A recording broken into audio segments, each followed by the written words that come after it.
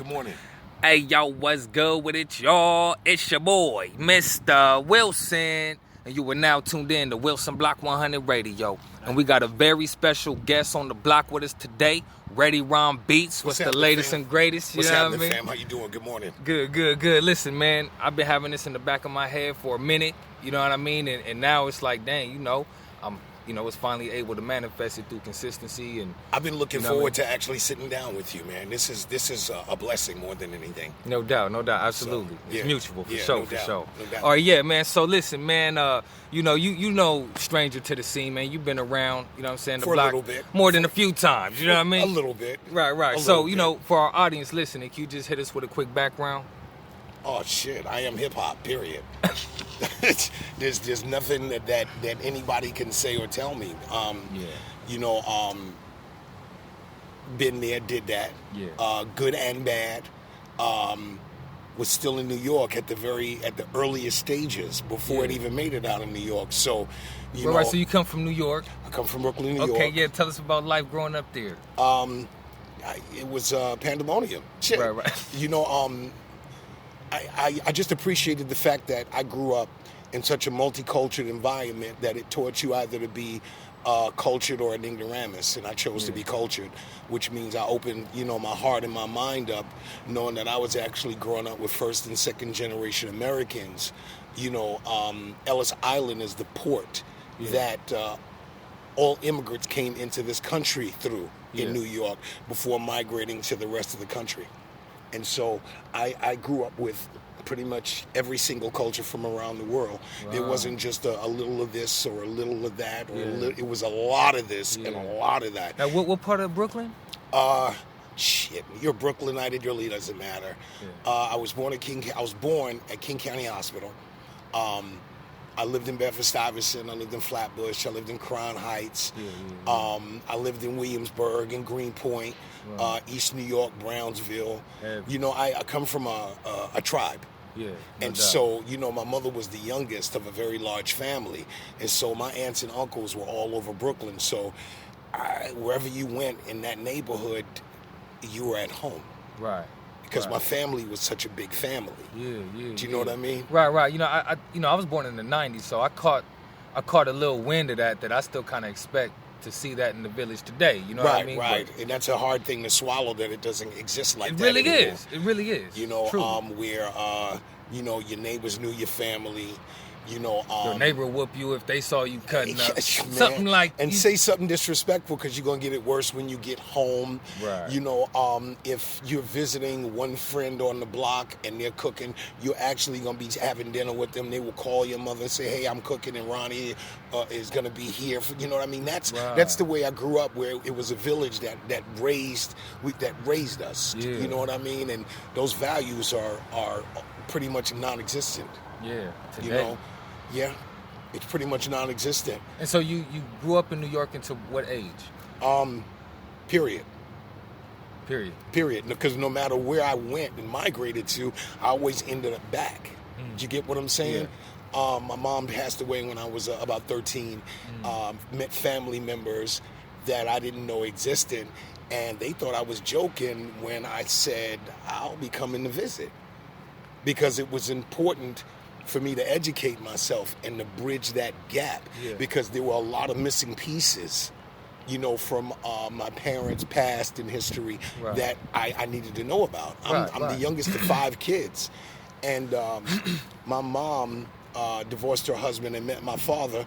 My father divorced his wife and met my mother. I found I had other brothers and sisters around the country, and I made a pilgrimage to find them. Oh, nice. And you found them? I found them, yeah. I found them. A lot of family in Texas, a lot of family in California. I need to say all over the country. Yeah. I need to say all over the country, because I can't narrow it down to just one place. Right. You get what I'm saying? Because, when your mother's like the youngest of like 14 kids, and she's the only one that had less than 10. Yeah, you got some branches out there, you know. So, I always, regardless of like even my past bad behavior, I always thought that if you can be cultured, then do it. Take advantage of it. learn as much as you can, because no matter what this legal system attempts to do to you, the one thing they can't take away from you is your education, or knowledge. Right. And the more that you observe, not observe, but absorb, that makes you a better you. Exactly. And that's it. Exactly. You know, the best investment we can make is in ourselves. 100%. 100%. Exactly. But yeah, man. So, let's talk about the music, okay? Because, I don't want to just, start off with Chinatown's greatest mission. I kind of want to lead into that. You know what I mean? I grew up, like I said before, hip hop was even out of New York. I had a brother that DJ'd, I had cousins that DJ'd, all that shit that y'all hear about on documentaries and stuff like that, about how people would take equipment out to the park and plug into the light. I lived that. Right. I lived that. Right. And so, there are a lot of people who do music that are a part of pop hop, but they aren't hip hop. Right. And pop hop is how with the corporate America, how they took over and just manipulated and controlled the direction of this music, because this isn't hip hop. Right. You know what I mean? Right. Even most of these reality TV shows, it has nothing to do with the culture. It's just chaos, mayhem, and pandemonium, and ignorance. Yeah. So, in your opinion, at what age, or excuse me, what year was it that you kind of saw that, okay, hey, man, corporations are kind of running away with this thing, to where it really started to be noticeable? In the 2000s, in the late 90s and the early 2000s, because you started noticing that that it was becoming diluted.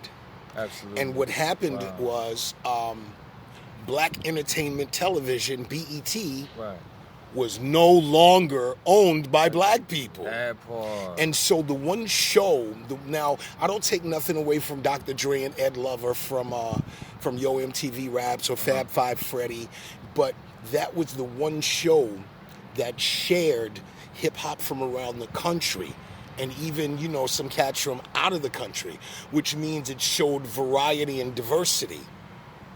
Right. And the first show that when BET was bought out that was canceled was The Basement.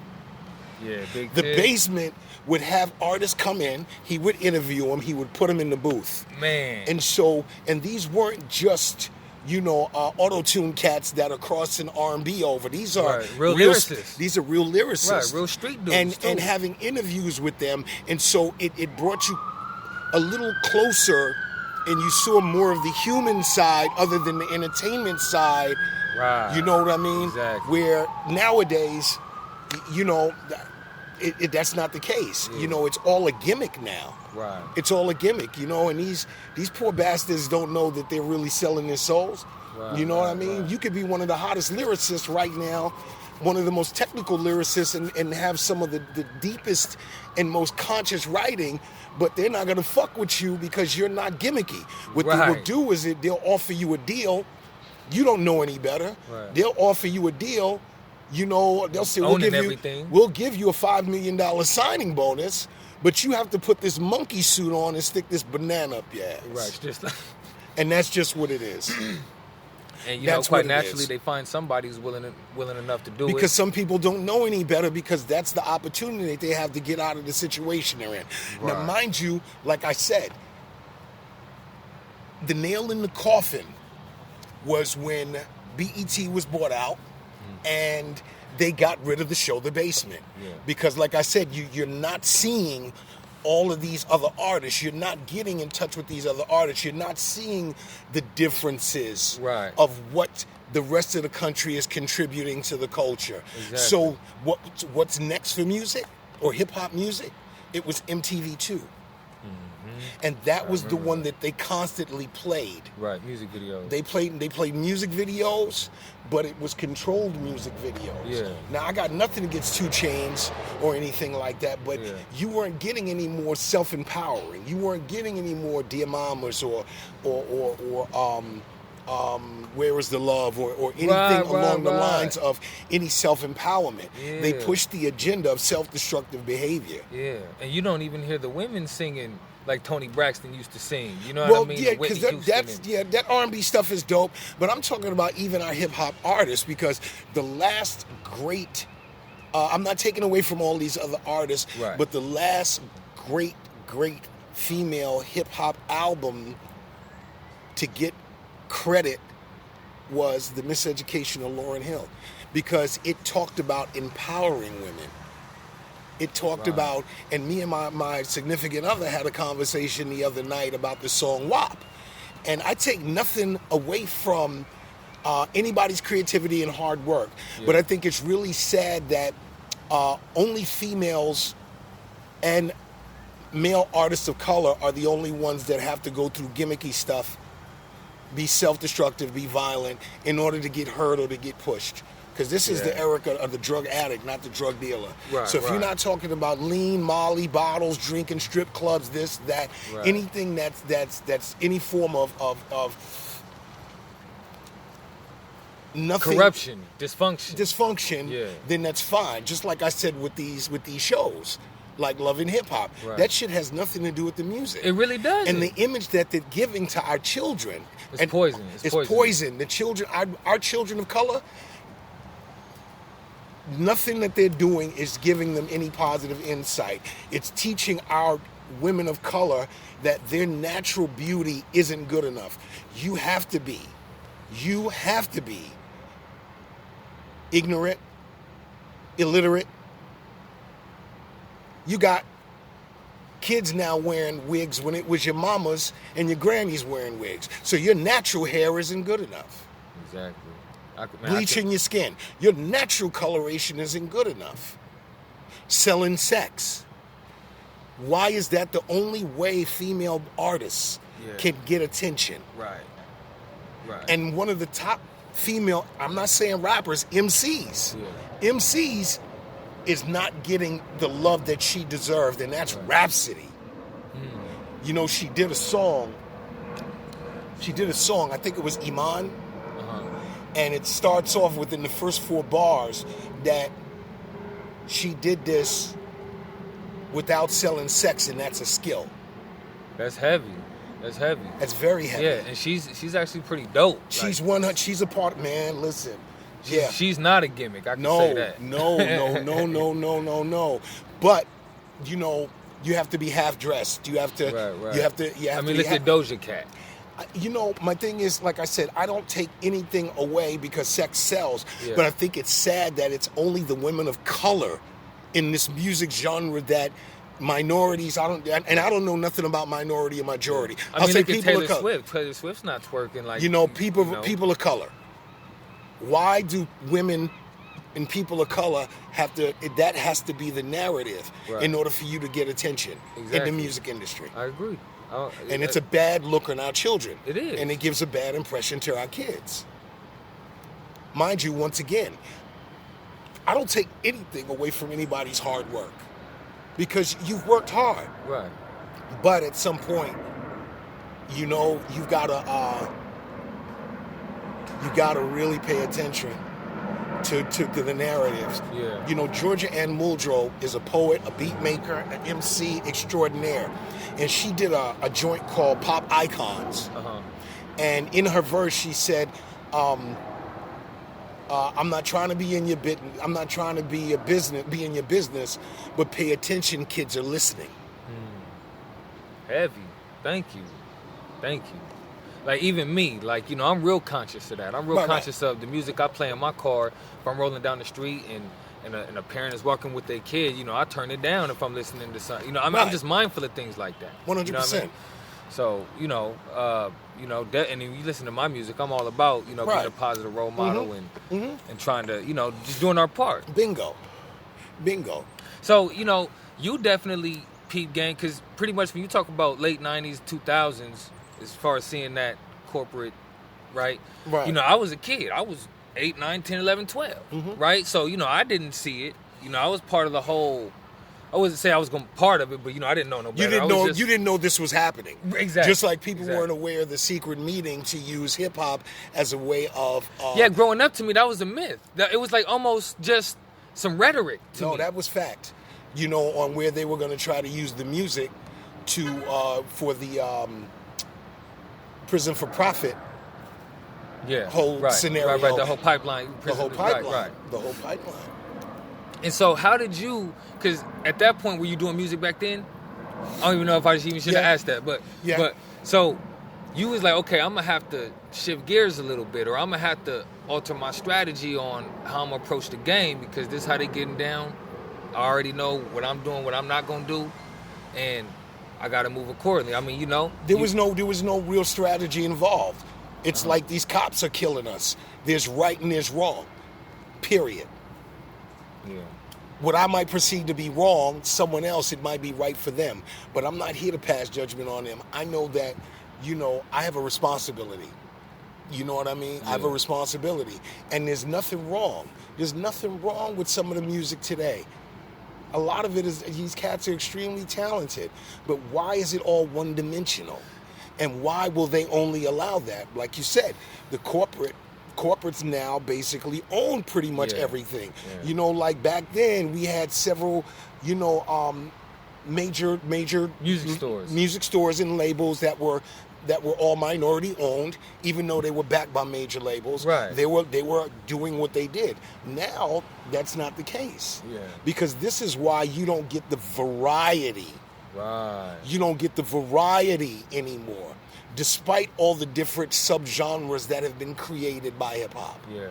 It really kind of makes me just created from hip hop. Yeah. Let me rephrase that. It really just makes me just ignore the whole top 40. If it's top 40, then I'm kind of like, I'm just, sometimes it's hard to believe. My thing is, I think it's best to pay attention, to educate yourself. Yeah. Because sometimes they say seeing is believing. And if you don't see it for yourself, you don't understand it. Right. And how do you understand it if you don't know? Right. Well, see, top 40, you gonna hear top 40. Oh, 100%. You know what I mean? So as far as like, going to the chart and really fucking with those songs, I mean, you might have a hot song to make top 40. You know what I mean? Don't get me wrong. I mean, niggas go number one. Oh yeah. Oh yeah. And just for the record, I've been surprised. I checked out number one Billboard and was actually impressed with what was up there too. So let me fall back a little bit on that. Right. Because top 40 for a reason. You know what I'm saying? Yeah. But real quick, let's talk about how you got into music. What you know what I'm saying? How you what you got started doing, and who you was working with. Oh shit! I was always involved somehow, whether listening, respecting, and enjoying. Right. You know what I mean? Because it's a culture. Hip hop, real hip hop is a culture. Yeah. You know what I mean? And there were a lot of things that came with it. I could DJ. I was breakdancing. I did graffiti. Oh, damn. Do you know what I mean? And the art of mic stalking was just was just a whole nother thing. Because in high school, I got with some guys. They call themselves the Fun Four. Daquan, Easy Jeff Ski, and Lashim. And we did what we did. We had fun. Nothing really jumped off from it, but we were local heroes at our high school. So y'all was battling cats or what? They didn't want that problem. They didn't want that problem. Hey, listen, man. Because we weren't out to be idiots, because back then, we were doing more, live performance routines. Right, okay. Where, you said, that's when y'all was breakdancing and all that. We did live performance routines, and not just the dancing, but it was, it was more fun-filled and entertaining. Yeah. Regardless of, my man, Derek Payne, Daquan, sang like Stevie Wonder. Yeah. So a lot of our stuff was vocally hook-based, other than just rapping and chanting and stuff like that. Right. Do you know what I mean? Yeah. So it was a kind of like a well-rounded machine for us to be as young as we were. Yeah. And then my mother passed. And you were 13. Yeah, my mother passed, and I was wilding out. So, my brother was going to school up at SUNY Purchase, which is in White Plains, New York. And he lived in Yonkers. I heard Yonkers is where it's at. Yonkers is wild as hell. But while he was still working and going to college, I was still traveling and going to school. And I had to walk past School Street Projects in order to get to the bus to get to, because everything I did, I did the opposite of the right thing. Right. I always went the dark path. Right. And that's how I met, Earl Simmons. Oh, okay. That's and I'm not even gonna touch the DMX thing. I'm not gonna touch that at all. Yeah. I'm very proud of him. I've got nothing bad to say, despite, the 2 interviews that were done on BET and on VH1 that, outright lied on me. Oh, really? Yeah. Wow, we talking about the dog. Yeah. I did an interview with BET because they just came out with the Chronicles of Rough Riders. Yeah. They paid me for 2 pictures, and I made it very clear I do not, want to be a part of any of that bullshit that happened with VH1 where they lied and said I was the one that introduced him to crack cocaine.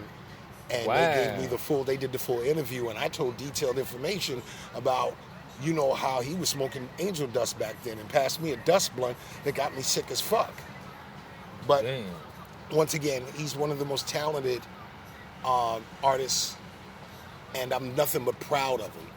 Regardless of the trials and tribulations that he's going through, I'm still very proud of him. Right, 100%. And I don't want nothing. I don't want nothing but to see people win. Right. And I'm glad that he was blessed in the way that he was, despite all the chaos. So what, you was producing music for him? Nah. That was your boy. That was my boy. He was rapping. So all right, so what's up with your boy Drag On? Drag On was on the scene, or what I'm saying? No, Lil homie.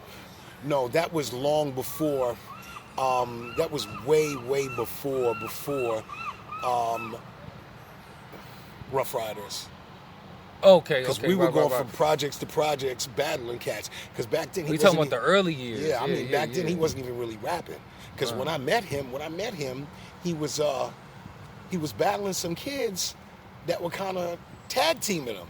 And I like the fact that even though he was outmatched, he wasn't giving up. Right. Because he was beatboxing and rapping, but these guys were going in.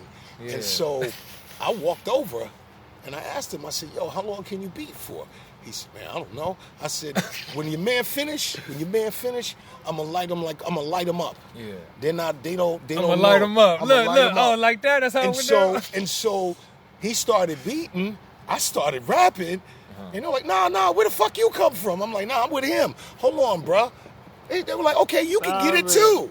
Oh, yeah? So mind you, I'm from the era of 60 bars and better. Right, okay, yeah. Not just, give me a hot 16. Right. You know what I mean? And so these cats were doing bits and pieces. Yeah. And going back and forth. Right. And so once I started, they were okay. I said, bro, I'm not done. No, that's not one rhyme. I said, bro, I'm not done yet. Let me finish. Right. So it got to the point where they were like, oh, fuck this. All off the top? Mostly off the top, writtens. Yeah. But mostly off the top, some writtens put in there. Because sometimes you have to have what you call a reset. Yeah. Certain lines that are a reset for you that Some that'll put you back in a certain place. Right. I mean, so it was freestyle as far as how you was pertaining to them, but you used your writtens to kind of. There was some writtens in between to keep me. You know what I mean? Yeah. So, but look, I heard you freestyle, man. Like you one of the best. So if not the best, I'm just gonna put that on the record. Nah, I'm not. Look. I'm a member of an eclectic group. I'm not one of the best. No doubt. I'm one of the members. The members got to pull their weight. Right, of an eclectic group, man. And there's so many talented people out there that I'm just so blessed to have shared moments with. Yeah. But I rocked with him for a minute, but we were both knuckleheads. And so got in trouble, got an option, even though, my brother had gotten me into a program called Upward Bound because my grades were never bad. I just rebelled against the world. Yeah. And so I was given a choice, whether I can go to jail or go to Job Corps. Now, mind you, regardless of my brother getting me hooked up into the Upward Bound program, which you go to a college and get your credits, your high school and your college credits. Yeah. But I screwed all of that up. Yeah. I always chose a dark path.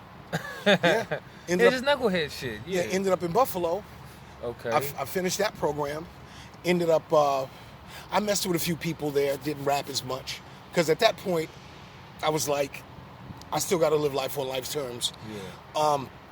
Ended up crossing the border. Spent a lot of time in Canada. Oh, okay. A lot of time. Yeah. London, Ontario, Canada. Rapped there a little bit. And it wasn't something that I took very seriously, but it was being part of the music itself that was most important to me. Right. You know, because in the process, you know, I didn't just rap. I learned how to make beats. Yeah. I learned how to make beats too. Right. I learned how to make beats And too. what you make beats on? Oh my God, what didn't I? What did you start on? DOD Foot Peddler Oh, damn. sampler. So you was actually using hardware. DOD Foot Pedal sampler, a Yamaha 4-track, and a whole lot of samples. I would sample the drum loops and stuff like that. And then I got my hands on an Alesis HR-16 drum machine and learned how to use the drum machine with samples. And the more that I surrounded myself around people, the more that I learned to ask questions. Just like I said about growing up with first and second generation Americans and being cultured, I learned things. So I asked questions. And, you know, progression, I got a little better and a little better and a little better and a little better. And that's what happens. You find your groove. Right. And so you were already rapping before that? Yeah. Okay, so at what point did you want to take or want to be a producer over like pursuing a career as an artist? I wanted to be all around educated, whether it be beat making, engineering, the mic, live performances. Do you know what I mean? Because even now, you know, I have my own professional PA now. You get what I'm saying? And with enough power to do a small thing or something big enough. You know what I mean? And so I just wanted to be well-rounded as far as the music itself. Because if you're not truly a part of it, you're just faking moves. You're just faking moves. You know? And like I said, I am hip-hop and I love it. Yeah, no doubt. So what inspired your journey out of New York? What brought you to Seattle? Family. I told you. Oh, right. I was making right. pilgrimages. You know, I was making pilgrimages and finding family members and stuff like that. But at that time, you know, it was really a dark time with me. You know, and so I ended up coming here. And I left, but I kept coming back. And I left, and I came back. And each visit became longer. Because like I said, that was during a dark time in my life. That was during the days that, you know, I was drinking real crazy and getting high like a madman. You know what I mean? And so everything that I did was built around drinking and getting high. You know what I mean? And so, yeah.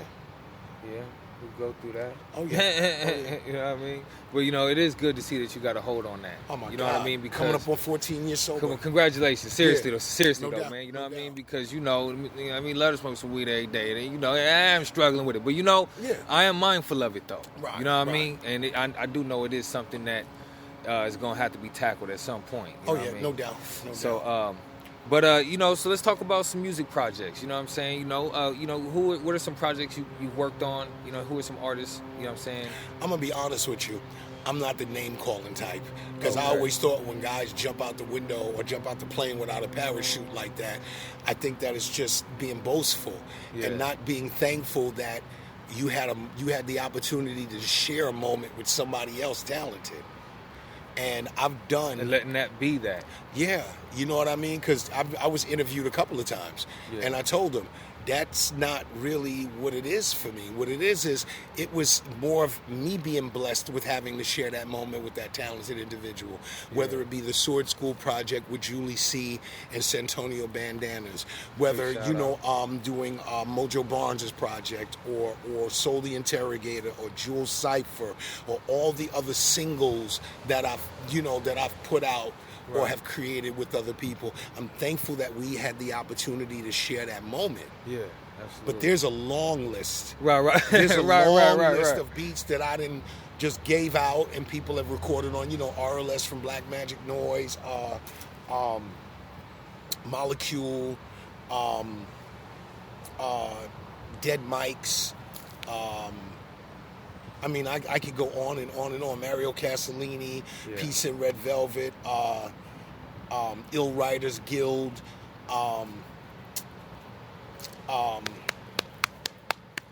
like I said, the list is unbelievable. Right. The list is unbelievable. So, and some projects that I'm really not proud of. So you know. Right. So let me ask you, what is like, you know, your creative process when you producing beats, right? Like, where do you draw inspiration from to kind of get your lead in? Whatever I feel. Is there any particular? Whatever I feel. Do you start? You don't. So Whatever you start I feel. wherever, however. Whatever You might I start feel. with a drum kit. You might start with whatever I feel. Whatever I feel at that moment. Yeah. Sometimes you'll find the right sample. Do you know what I mean? Right, Sometimes you'll watch the right movie. Right. Sometimes you'll be in an elevator and you'll hear something. At some point, you know, you'll be at since I don't drink or get high, so you know whether I'm at a spot where they play a club, where they playing music, whether it be a movie I seen. Right. You get what I'm saying? Whatever I'm feeling, if I run across the right sample, it's what I do on top of the sample. Yeah. You know, because my better half will tell me that she'll know what mood I'm in because the beats will be either bright or they'll be dark. Right. Because a lot of times, you know, when everything was set up at home, you know, she used to make a big deal, you know, and she would come in and says, okay, what did you do today? And I'll go, okay. And I'll play it and she'll go, oh, what happened? And I'm like, what do you mean? She said, well, something's got you feeling like this right now. Right. Oh, she would read you based off of the temperature of the music. 100%. Oh, Something's wow. got you feeling, oh, you're in a good mood today. Right. You know what I mean? Right. That's a pretty happy melody you got going on there. And I just always told her, I said, well, you know, being one-dimensional never, ever gets you anywhere. It's like speeding to a red light. Yeah, right, exactly. You know what I mean? You get nowhere real fast. Right, So right. if I don't remain teachable and open-minded, then I'm just going to be like the rest of these idiots that are either like a hamster in a wheel going nowhere real fast or like a dog chasing a parked car. Yeah. It just makes no sense. Right. All right, so I want to shift gears real quick, you know what I'm saying? And, you know, as long as you open to talking about it, you know what I mean? I really want to talk about the whole overcoming aspect, you know what I mean? And that, you know, you have been to prison. Yes. You know what I mean? And, you know, I know there's a lot of people that have been to prison. I mean, I didn't see everything but that. Got you. So, you know, I just want to talk about, you know, what was the journey like for you? You know what I'm saying? Both challenges and rewards.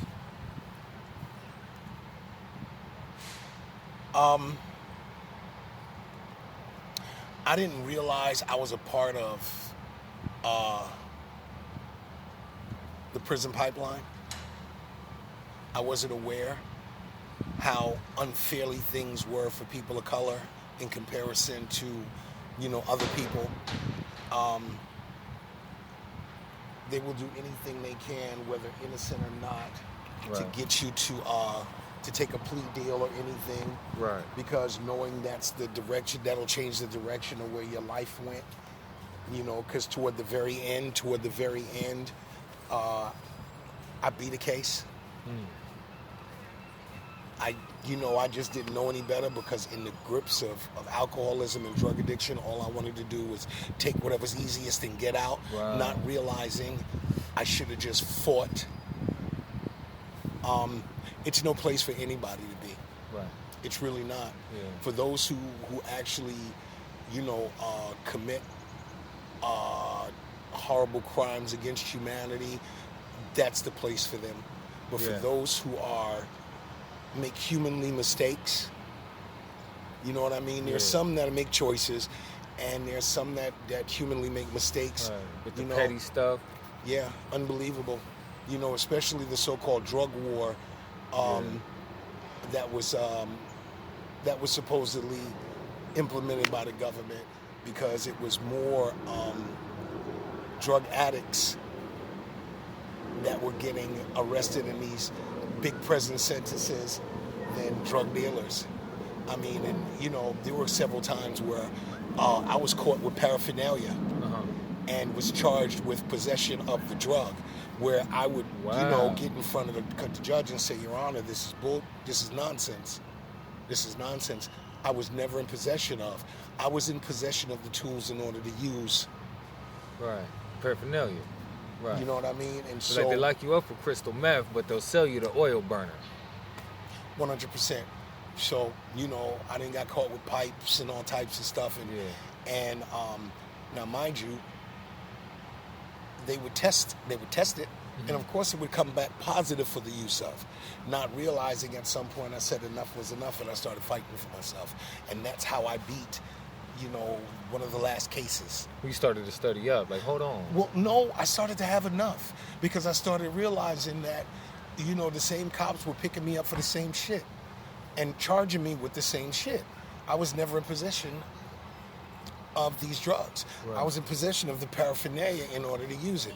And at some point, I kept getting in front of the same judge, and the judge would say, hey, let me guess, a pipe, right? I said, yep, because 0.01 gram of cocaine is nothing. Right. It's nothing at all. It's nothing. Right. And so, and all of a sudden, the one time they picked me up, I know I ain't got no drugs or no pipe on me. All of a sudden, I'm in possession of 2 grams of cocaine. Mind you, I didn't have nothing on me. So they planted it? Pretty much. Wow. And was that NYPD? That was Seattle PD. Oh, hell, stop it. That's wild. PD. That's wild. Because at the time, I was still, you know, not grounded. I was still homeless. Yeah. I was still homeless. And my life direction was going nowhere. So at some point, I had enough. Yeah. I had enough. Well, man, I'm thankful you reached that point, though. Yeah. Because some of us, man, you know, some of us kind of just... You know, I'm with a program called the Beyond Project. And I've always volunteered and given back to the community because that's a part of my recovery. Yeah. And we go into facilities. Everybody knows I'm a barber by trade. I still got my license and stuff. Oh, nice. And with the Beyond Project, I go into facilities and cut hair for the homeless, so the less fortunate. Yeah. And, you know, my biggest project is really New Horizons for homeless teens. But originally it was me and B, the barber. Like, we used to go down on Christmas and Thanksgiving in his mobile barbershop and cut hair right in Pioneer Square. Oh, yeah? For the homeless. What On Christmas and Thanksgiving. A mobile barber. I didn't know you was a barber. Yeah, I'm going to have to, you know what I'm saying? Come holler at you about that, man. You know what I mean? Straight up. Man, that's what's up. So, I mean, you know, but you fought it and you ended up beating it. Yeah, I ended up beating it. How did that make you feel? I know you had to feel like, you know, Rocky at the top of the stairs or something, you know what I mean? It made me feel like I needed to do something different. You felt the need for change. Yeah, it was time to do something different. Yeah. It was time to do something different. You started to actually live up to your potential. Well, I was still on DOC from some of the other stuff. Yeah. They still released me. They released me.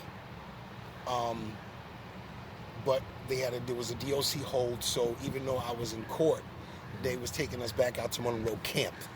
And I ran into one of the big dope boys in Chinatown.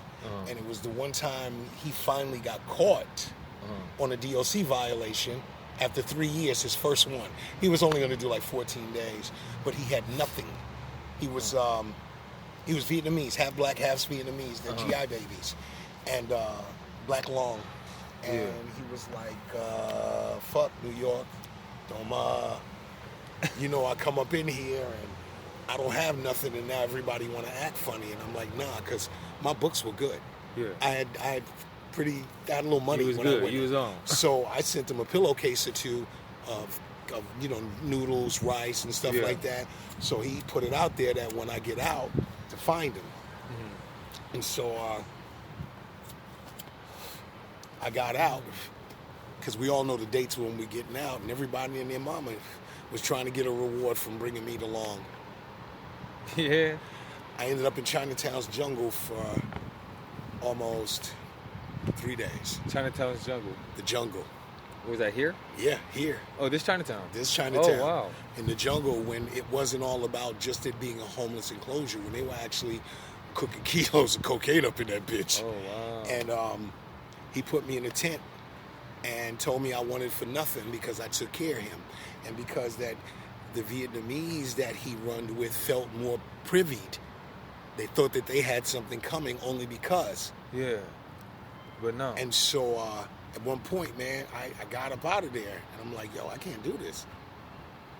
So I walked out, and the main entrance was right there on Dearborn. And I looked over at Goodwill.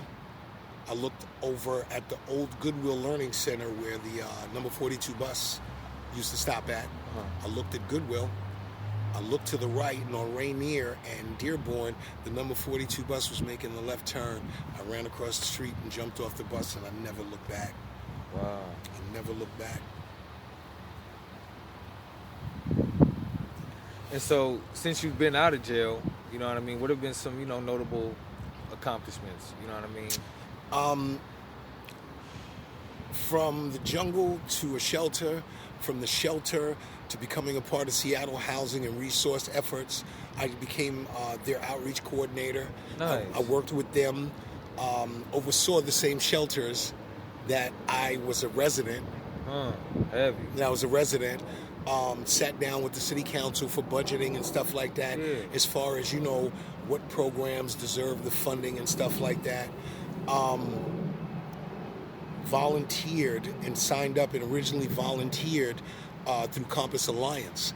On 3rd and Virginia, they used to have a drop-in center, a homeless drop-in center and resource center. So even though I went in and used the resources, I went in a different capacity. Right. Because I learned a long time ago, doing the same shit over and over again, expecting different results. So if you approach things differently, people will see you taking yourself seriously. So I went, signed up as a volunteer also, and so was going in twice a week. Yeah. For 2 hours a day. Nice. Cutting hair while still homeless. I was still in the shelters. So you had the barber license before you even went to?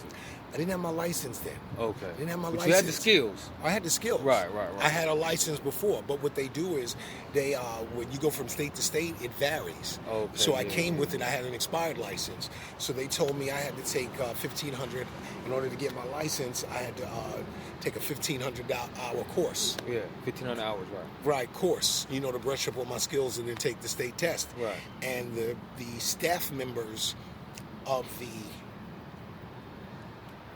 3rd Avenue Family Center linked me to the people across the street with the YWCA and sponsored me, and they paid for me to go take the course. Oh, wow. And my license test. Oh, no, and man, that's cool shit. Because they saw me taking my life seriously. Right. People want to help people that's helping themselves, man. Just like that, man. Just like that. And so that was the process.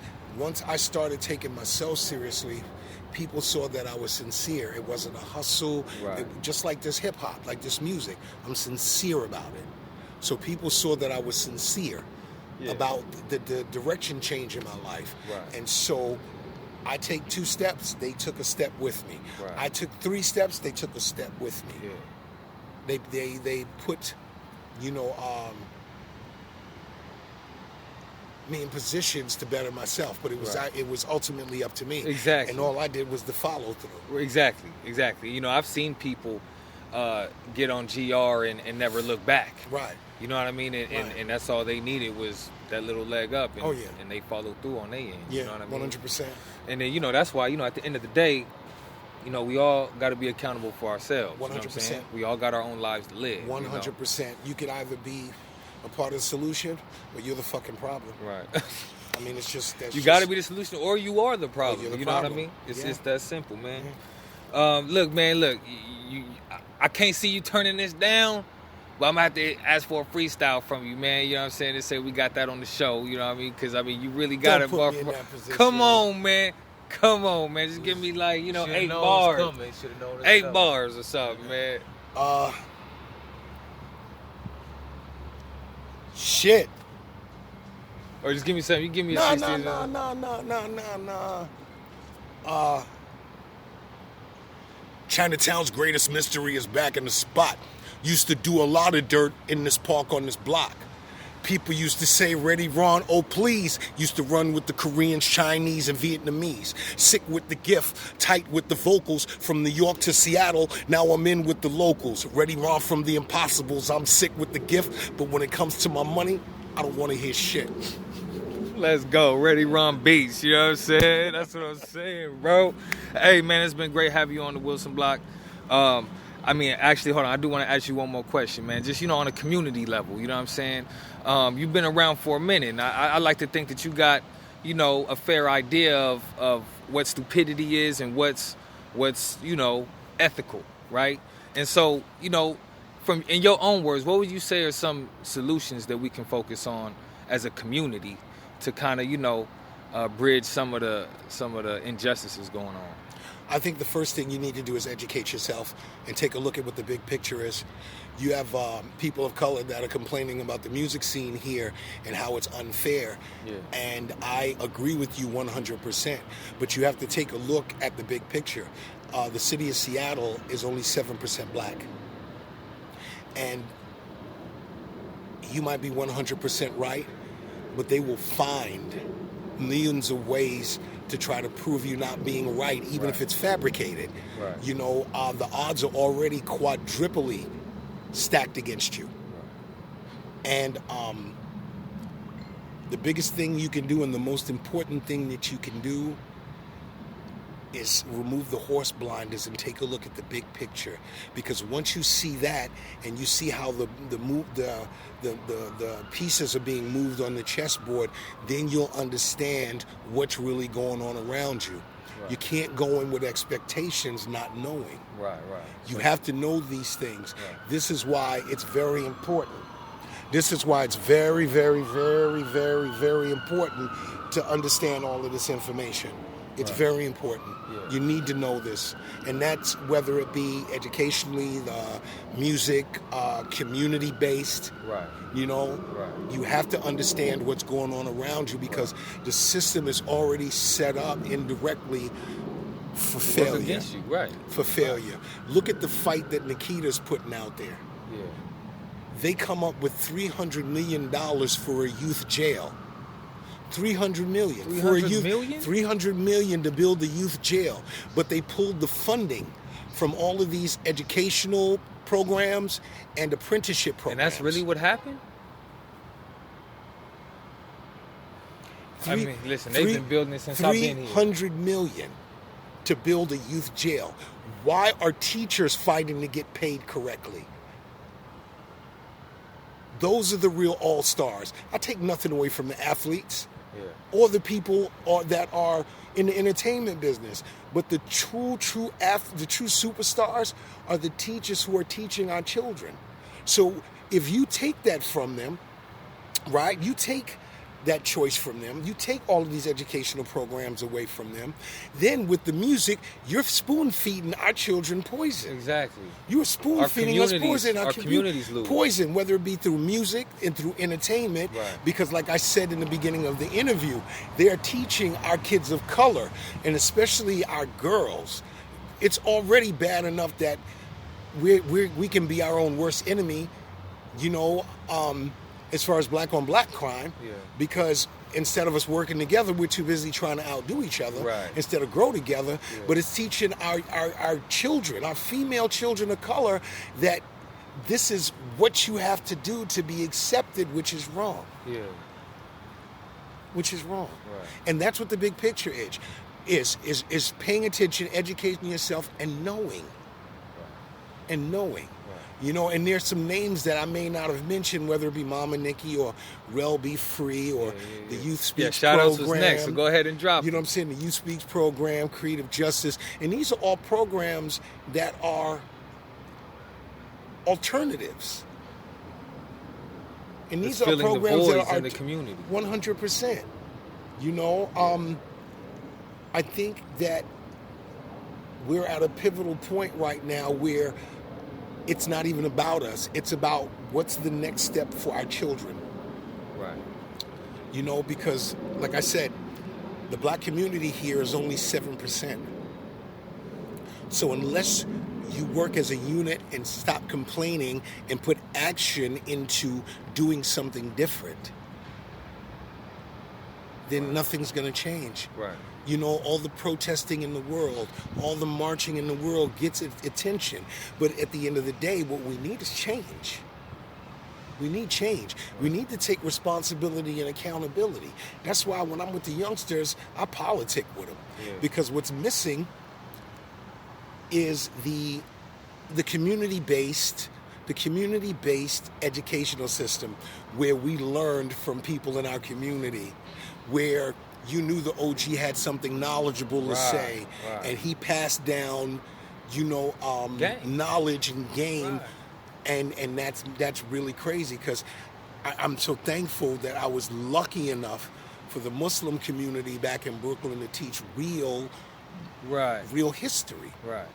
Because even in these history books, they will not tell you that most of the largest percent of these inventions, ideas that were created and stolen from people of color. Yeah. You know what I mean? And so the best thing you can do is really educate. And as far as this music, man, listen, don't let nobody tell you what you have to offer isn't good enough, because all of us are a part of the wheel that continuously keeps this wheel moving. Right. We all have a role. We all have a part. That's why I said I'm not the best at anything. Right. I'm one of the lucky ones. So you say I'm not mad at anyone for doing what they do. No. But I'm not the best at anything.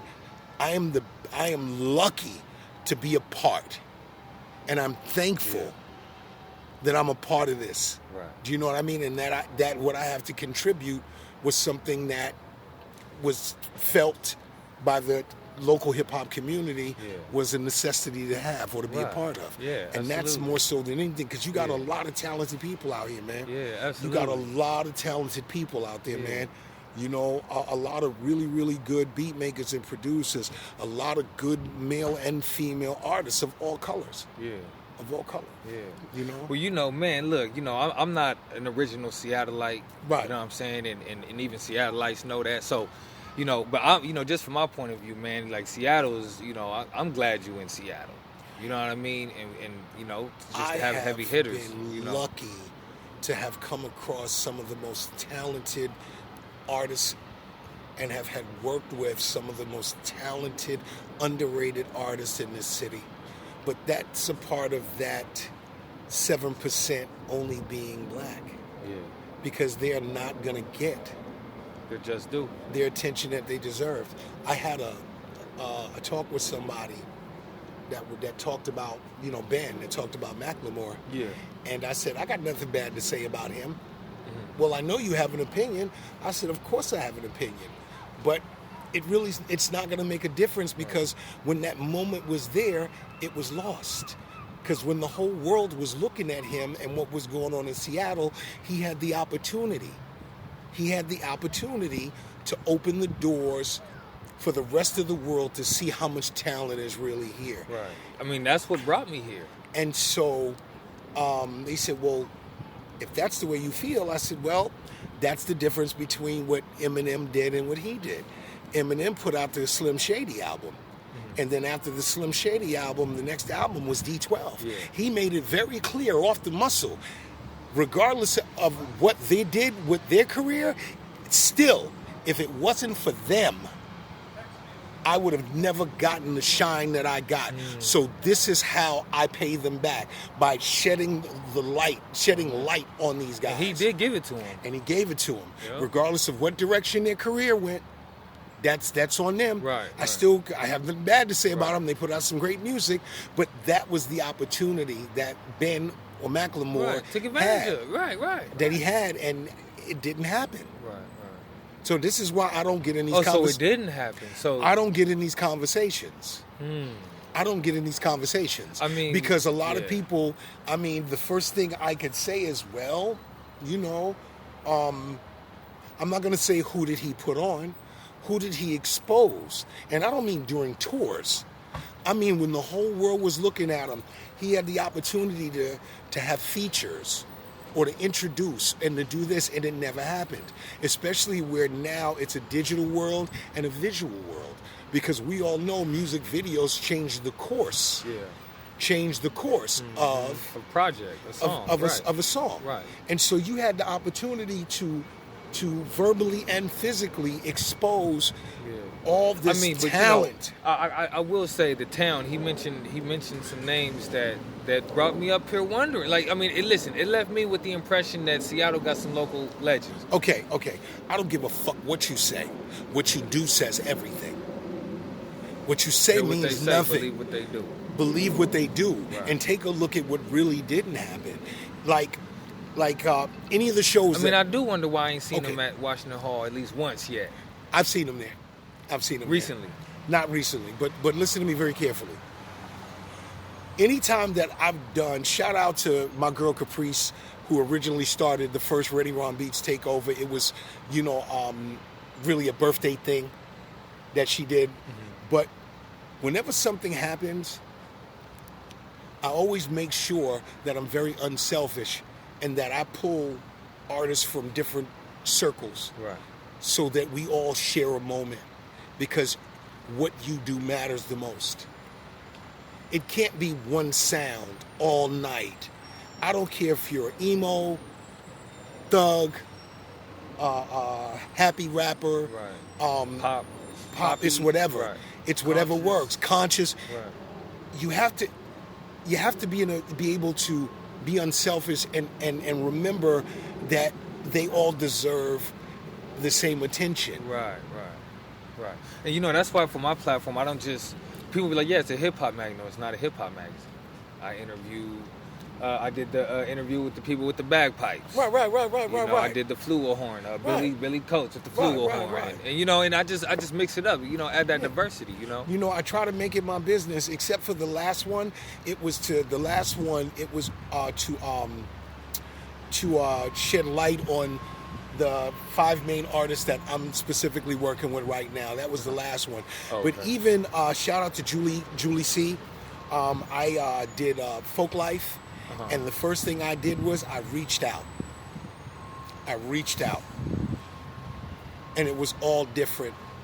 Right. I pulled in, I asked for help from RLS. I asked for help from members of Black Magic Noise, because RLS is a talented MC, but he's also a great singer. And it's almost as if it's an R&B-ish folk type sound that's kind of bananas. You know what I'm saying? Yeah. I pulled in Wish Baby. I mean, let's even talk about the one I did for my birthday, the big one, where I Rainier Avenue Radio was there. Okay. It was a big thing, man, and it sold out. And I didn't even charge as much as I should have. I only charged $5 and donated what was left after paying the venue to Nikita's Creative Justice Program. Nice. Heavy. But there were different circles and different styles and those different moments. Sounds. That's what I'm saying. And it was that moment that everybody shared. Right. Everybody was doing a different style of hip hop, Right. but everybody enjoyed each other. Right. They Everyone enjoyed got each their other's time. everybody, that's right. The crowd didn't act funny toward nobody's performance. Right. And see, that's exactly what I came up here looking for. That's exactly what I thought it was like up here. This is why, shout out to Mojo Barnes and shout out to my girl. Finally, I took that big step and said I'm gonna go all in with whoever rides with me, and we created Takeover Music Collective. I have my own company now. Okay, so that's It's not much. Yeah. It's not much. Hey, it's everything. I'm not blowing smoke up nobody's ass, giving you this long B-rated bad guy movie monologue how I'm going to take over the industry. Right. No, I'm just going to contribute more to the machine that keeps it moving. You know what I mean? And I really mean that, because I chose Takeover because now everything that I do, it's a Ready Raw takeover. Right. It's a Ready Raw Beats takeover. Right, So I'm I like, know it's shutting fuck it down. it. Yeah, I know what time that is. Fuck it. Yeah, I know what might that as well means. go with that. Right. And instead of saying music company or entertainment company, I said music collective. So we're gonna see a debut album finally, or a solo album? By who? about you? Ready Rock? Nah, Why I'm not? good. I'm good. Why, man, come on, you starving us. I'm good. Here's the deal, man. That's the unselfish thing. I had my moment, and if I feature on somebody's track, that's fine. I'm really not interested, honestly. In a solo album. I'm not Even interested. though what it might do for the next. I'm really not interested. I'm more concerned about being the bigger picture. The bigger picture. Yeah. If I get shine on one of the verses I drop, that's beautiful. That's fine. Yeah. I don't want to be upfront like that. Once in a while, it's nice to get out there. You know what I mean? And show them that the boogeyman still exists. With the mic. Right. You know what I mean? But that's not what it's about for me. Right. It's about being a team player. And a lot of people nowadays can't do that. Right. Now, if the opportunity arises, if something miraculously happens and a door opens up for who I'm working with, that means the door opens up for everybody who I'm working with. And that was always the way it worked. Yeah. It was always we, not me. Right. And so in order to be a team player, you have to wait your time. It's no big deal to me because I had my moment, and I'm very thankful for that. I'm just thankful for still being an essential part that keeps it moving. Yeah.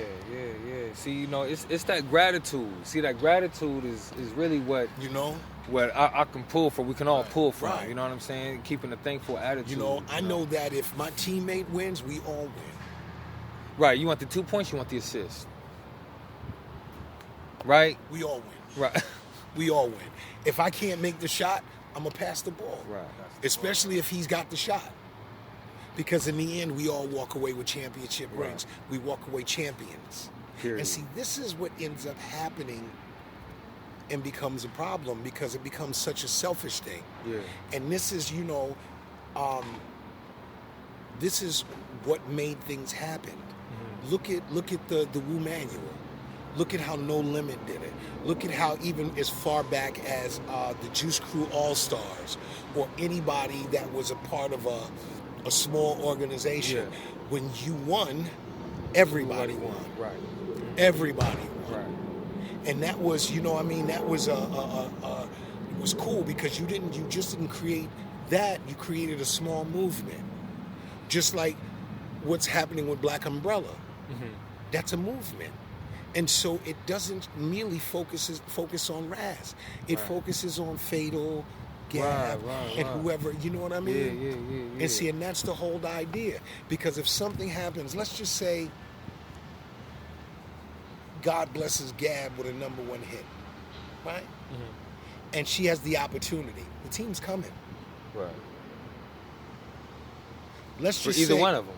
Let's just say I'll use Jamel Moxie, okay? Mm-hmm. One of the cats I produced the project Groove Elements. Okay.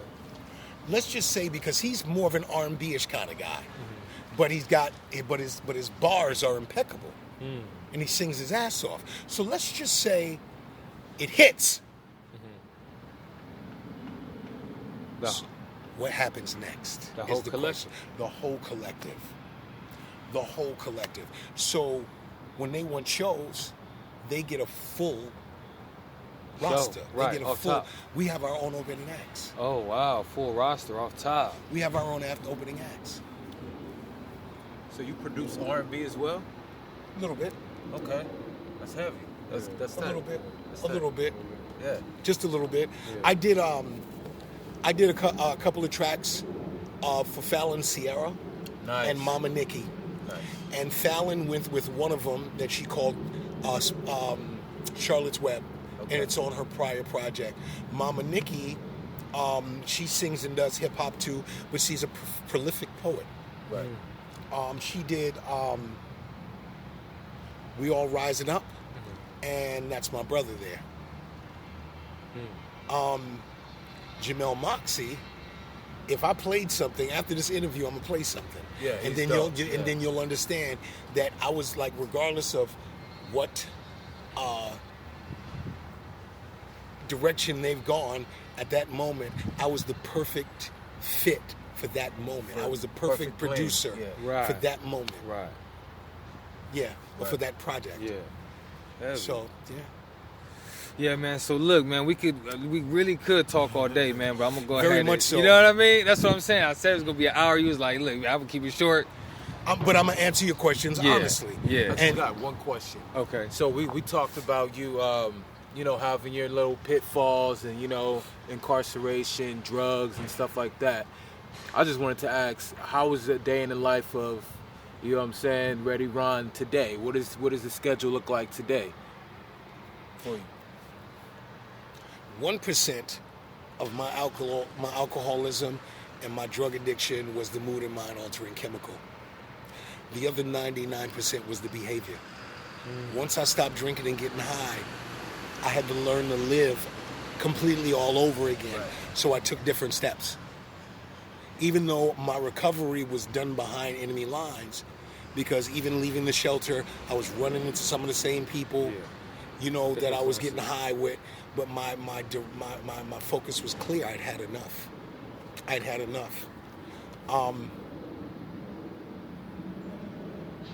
There's always a bigger picture with me. Right. It's always unselfish. And every day I'm thinking about how we can win. Right. This isn't just about me. It's how we can win.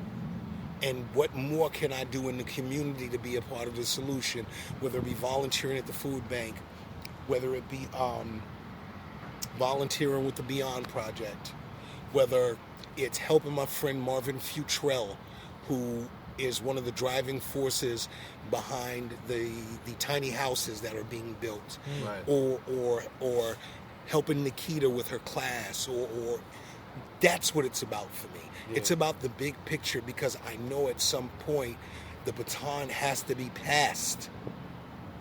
I am not a child. Yeah.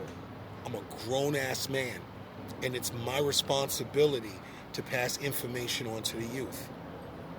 And that's what it's about for me, whether it be through music, whether it be community-based. Right. I'm always trying to, you know what I mean? Even shout out Danielle Griffin and Percy, because they work with the organics. They're up at Cafe Red every Monday putting organic food baskets together to feed the homeless. Heavy. Or people who are going through a rough time during, the pandemic. Right. So you're giving back to the community. 100%. Because there was a few people in the community that when I started taking these steps to better myself, they rode with me. Right. They rode with me. So it's only fair. Yeah. This is why even in the program, the self-help group, I have 2 sponsees that I sponsor. Mm-hmm. You know what I mean? Because what works for one individual won't work for the next. Yeah. So, you know what I mean? I kind of see it as paying it forward. You know what I mean? That's called paying it forward. 100%. When you pay it forward, then it actually moves. The machine actually moves. 100%. Instead of just, I owe you, let me give it back. Right. It's like, you know what I mean? Yeah. It's like, you have the attitude of paying it forward. Yeah. So, a friend once told me, like, oh, look, he's a free slave. Because I would do anything that he needed me to do because it was about what we were trying to accomplish in that moment. You know what I mean? Let me give you a perfect example of being a part of the solution. My wife's a nurse. Mm-hmm. During the pandemic, she has been putting ridiculous and retarded hours when people were backing down and bowing out. There's a photographer and a videographer named Rachel. She calls herself Little Puma. She's kind of in bad health. She has lupus and a few other physical, issues that are going on, but her intentions are sincere. They found a mass that they removed in her abdomen area, and after releasing her, there was an open wound that had to be constantly taken care of. And where she went for them to do the wound care did a shit job. She had no idea she was being kidnapped. I told her to come by the house. She drove all the way from Peewalla, and I said, make sure you bring your youngest daughter with her. She stayed with us for 5 days.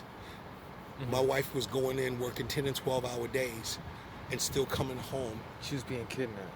We kidnapped her. We kidnapped her. Right. Not literally. Well, right, but we're going to come. But she stayed with us for 5 days. My wife did all the wound care because it had to be changed twice a day.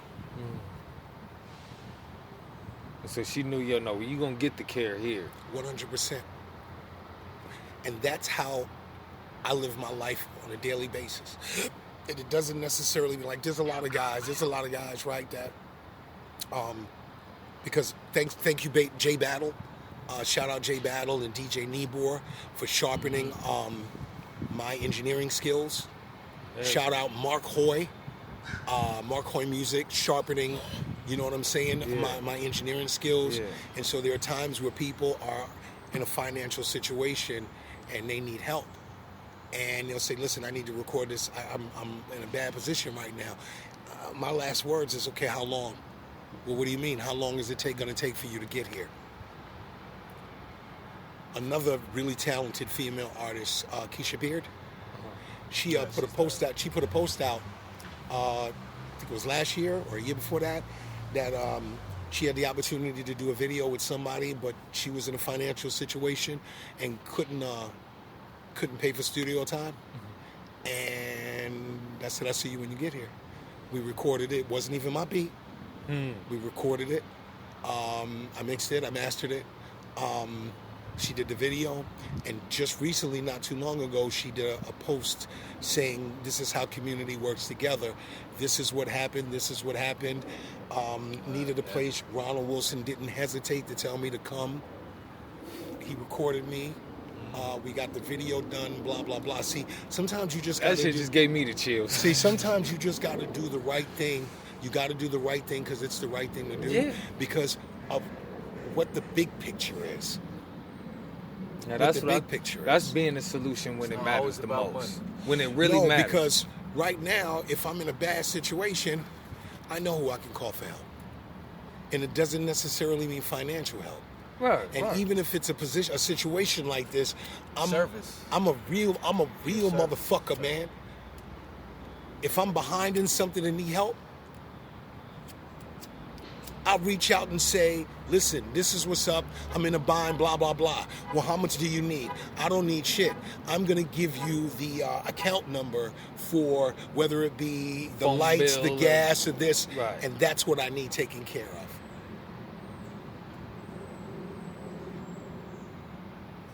I need my phone bill, but let me hold 100 because that's being sincere. Right, exactly. Integrity, man. Mm-hmm. All right, man, we're going to go ahead and wrap it up. Ready, Ron Beats, man. It's been great having you on the block. I really appreciate you guys taking the time out. Sir. Man. I do have something to say, though. Okay. Don't let anybody tell you out there that what you have isn't good enough or it's not something that contributes to this music genre. Right. Yeah. Period. No doubt. Also, don't let, because the odds are against you, let you...